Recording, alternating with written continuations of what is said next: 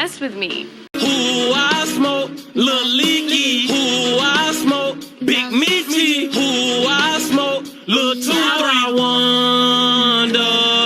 Why are you so obsessed with me?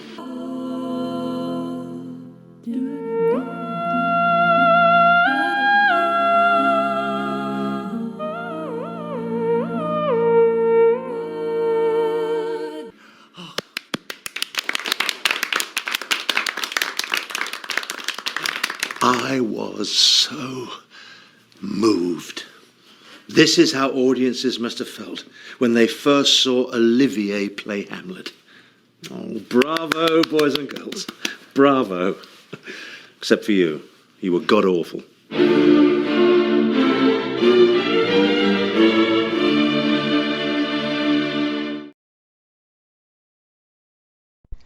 Full disclosure, news and commentary number.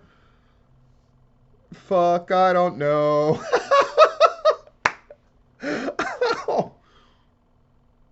148? Let's just say 148. We can always change it in post, as if I do that kind of deep editing. Hey, it's full disclosure. Our commentary is going to be about the whole damn thing about Southern Honor and the issues that came up that Jabari brought up and Dylan's response and all the rest of it. I think it's a fascinating discussion and a fascinating look into various personalities and the Georgia scene in general and the nature of wrestling fans and all the rest of that. And it warrants a pretty big discussion. So we're going to handle that in the commentary. We are going to do an unboxing, which I always forget to do this shit at the top of the show. So stuff is piled up and we need to get to it. So boom, let's look at this. I'm sure it's a shirt. I'm going to show it to you the same time I see it. 1, 2, 3. What the shit? Set me. Assassin's Creed. I don't fucking get it, but I appreciate you sending it. Weird. That one was so weird. Something I wanted to point out right from the jump. The number of patrons I have has gone up a lot. And it's because mainly, I'm sure, Platinum Pinfall, which I'm receiving great feedback on and people seem to enjoy a lot. I'm going to have to catch up a little bit. I'm a couple days behind. I have the shows already planned out. So it ain't no thing but a chicken wing on a string. It is what it is. Tomorrow, I am going to go to NXT Live at the Performance Center. Madness. Madness. Madness. Let's just jump into it. The first thing I wanted to point out was that we need to keep this in mind. Between Southern Honor, Southern Fried, KLT, and the other shows that happened, well over 1,000 people watched indie wrestling in Georgia this weekend. Let me say that again. Well over, meaning at least 1,200 people, but probably more if you tallied in every show that took place in Georgia. Well over 1,000. Well, probably over 1,200 people saw indie wrestling in Georgia this weekend. I want to put that on the front because that's an incredible thing. It's a wonderful thing. Seeing as we didn't even know if pro wrestling was going to survive a couple of years ago.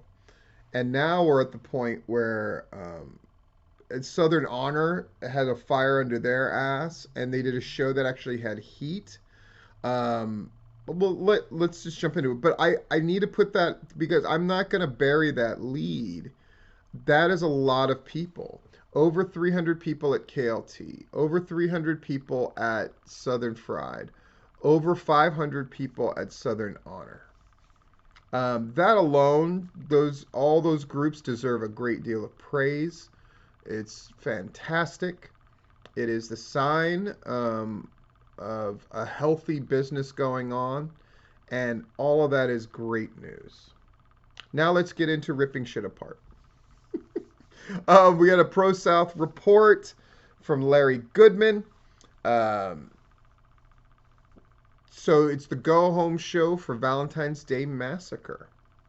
So it goes, so it goes, so it goes. It's great to see Kid Bandit around. I have reviewed his first match on the Nightmare graduation show. So it's great to see him doing his thing. Southern Honor, of course, 500 people there. Lots of shaking up. Gary taking some chair shots from the Lynches. I'm going to call them that for reasons that should be apparent to people.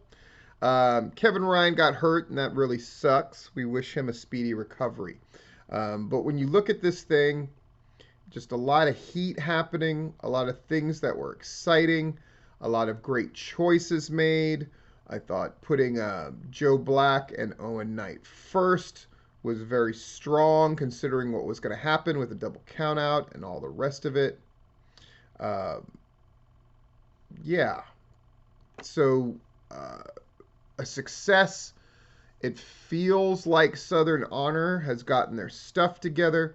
It feels like it's full steam ahead. And that is great to see. That is just great to see.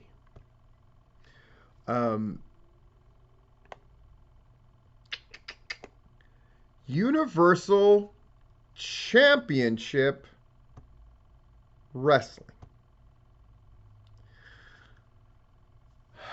Good old Ronnie Gossett doing his shit. Folks, they drew 68 people. 68 people. Did that even pay for Carlito? You had Johnny Swinger, Simon Sermon, who we love, of course, Micah Taylor, list.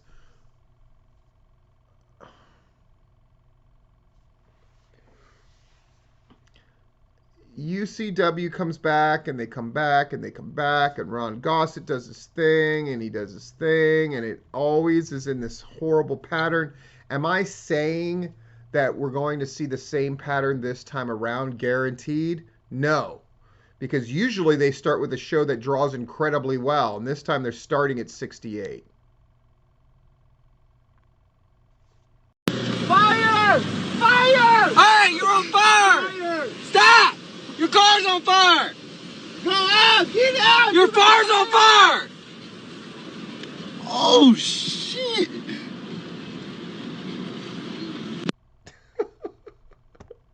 That's what I think about it. I think it is a flaming car about to blow up, and sooner or later people are going to have to roll out of that bitch before they go down with it.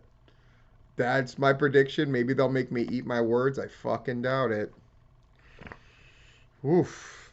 By the way, thank you for, it reminds me of the Eddie Murphy bit when he was talking about Johnny Carson getting divorced and getting married. And it's like his wife isn't working at a boutique. Oh, here, Johnny, add my $70 to the 30 million.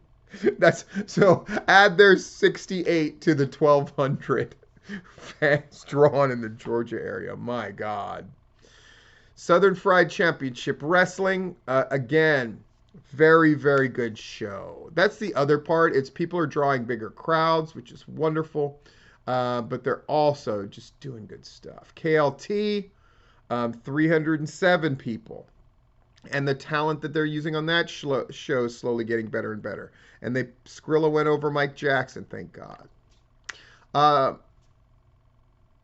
not going to jump into the commentary yet, though I desperately want to, because there's so much to unpack and talk about, and kudos to give to a lot of different people. I want to talk about GCW, not the one in Georgia. The one that does deathmatchy stuff, run by Brett Lauderdale, that kind of feuds off and on with ICW, that had their biggest show from the Hammerstein Ballroom. I'm still waiting to hear about those buy rates on Fight TV, but I imagine it's the best they've ever done. I imagine it's super impressive. But there's problems with GCW, and I'm just going to spell them out here. Their commentary is the fucking most unlistenable shit. It's fucking terrible. And I noticed a number of people complaining about it lately, who are in the wrestling business. And I think their complaints are justified. I also think that their booking is shit, that they tend to put on, and Jeff and I talk about this all the time, that they're good for like a matchup or two that's really exciting, and the rest of the card tends to be like, eh. I thought that their show in the Hammerstein Ballroom show just it just felt like some kind of tribute show instead of their show. I don't think they put their best foot forward. I think their booking instincts are really lame. And then I see Brett Lauderdale here complaining, $480 in broken chairs last night. I'm pissed.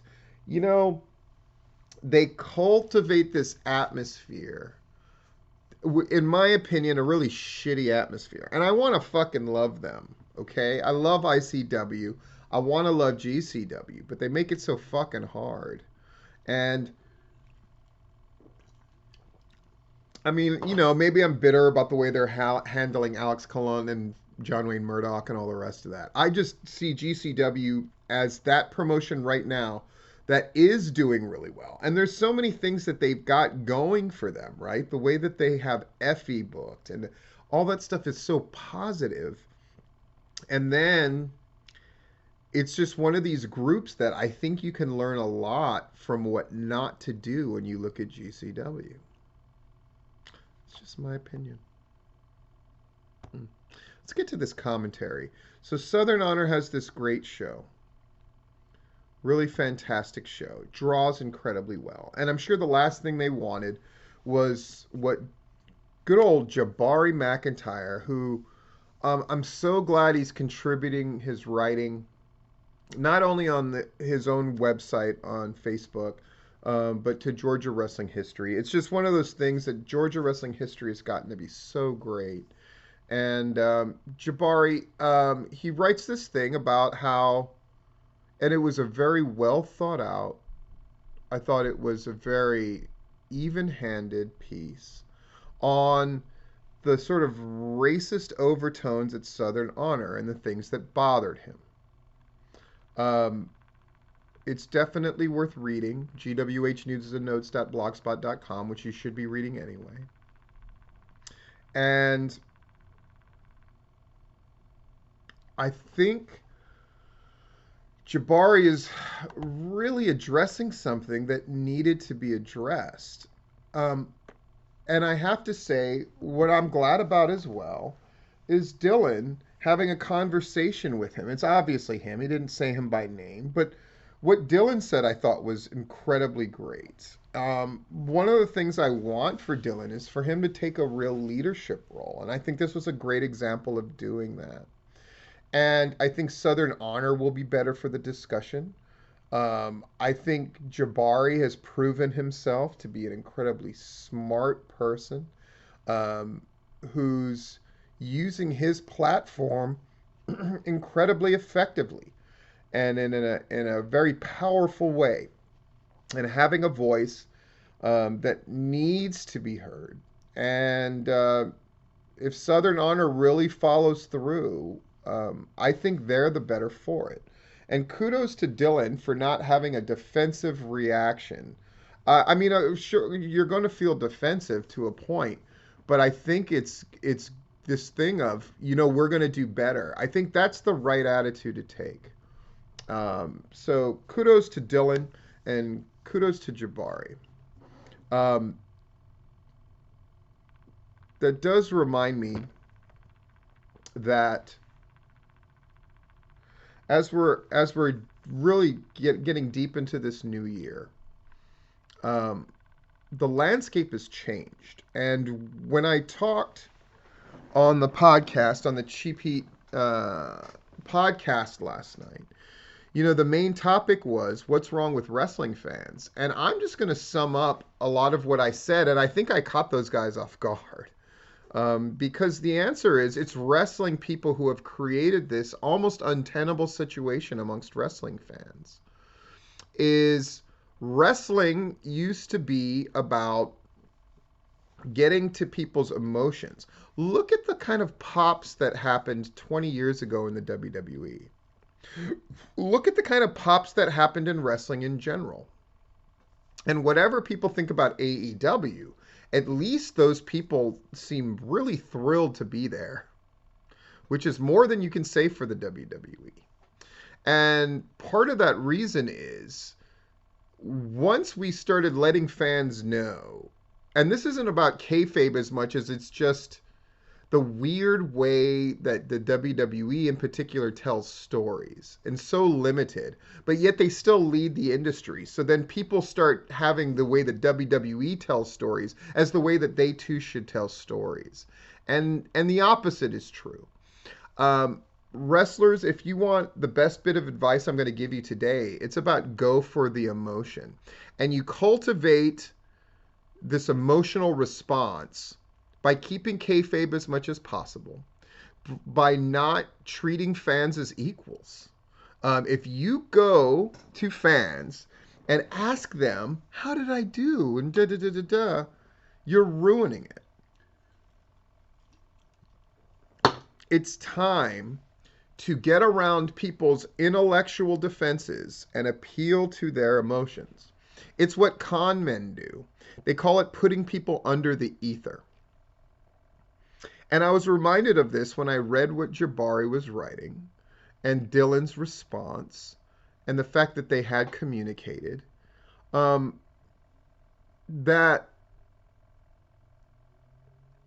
Jabari was reached on the level that you don't want to reach people, right?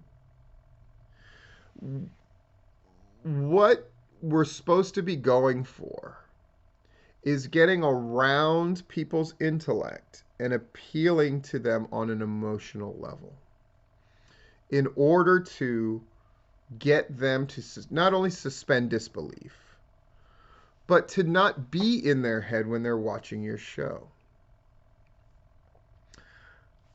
You want them to want to be part of something bigger. It's why a lot of the crowds in Georgia wrestling in particular are such good crowds, because they're really rooting for the promotion. But when I keep yelling, book heat, book heat, book heat, what I mean is put them through an emotional experience, not just a self-referential one. Okay? Really go for the throat. I can cut a promo, and I did, on Bryce Cannon and his attorney, and it immediately sparked discussions.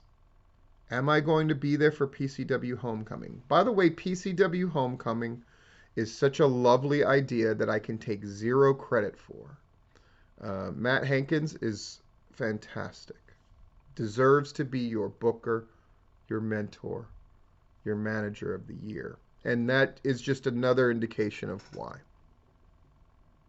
But it was an emotional appeal, right?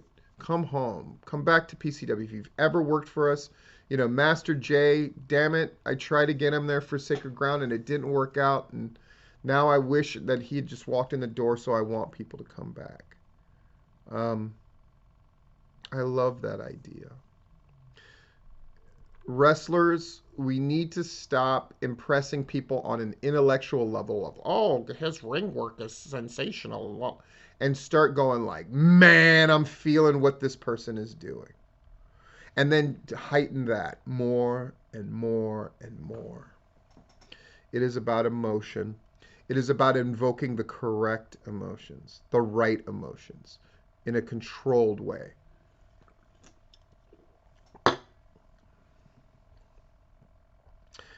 Wrestling has gotten away from that. And right now, nobody's going to help you. Right? Jim Cornette has no interest in that. Even Brian Alvarez doesn't. Dave Meltzer doesn't. It's up to you and your people. Georgia wrestling can lead the way in this. Florida wrestling can lead the way in this. And those are the two audiences I'm really talking to. How can you engender genuine emotion in your audiences? And more than that, have it be such a powerful experience that they talk about it to other people once they leave your show. I used to say at PCW, I want them talking about two things that has nothing to do with bell to bell when they leave here. It was important. And it's important now. And wrestlers, I'll just say it to you directly. You got to work harder. It's not fair, but you're going to have to undo the damage that the generation before you did. And they did it. They wanted to appeal to the brain and the intellect of wrestling fans, which is a fool's errand, first of all. Instead of just making them feel it. Make them feel. Make them believe. Make them have faith. Faith is not a matter of this. Faith is a matter of this.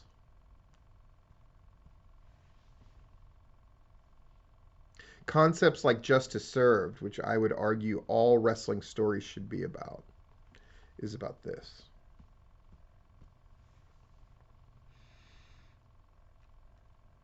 Whatever you think about wrestling fans, and goodness knows I've expressed my opinions many times, just know the solution isn't for wrestling fans to change. The solution is for wrestling fans to be changed by you.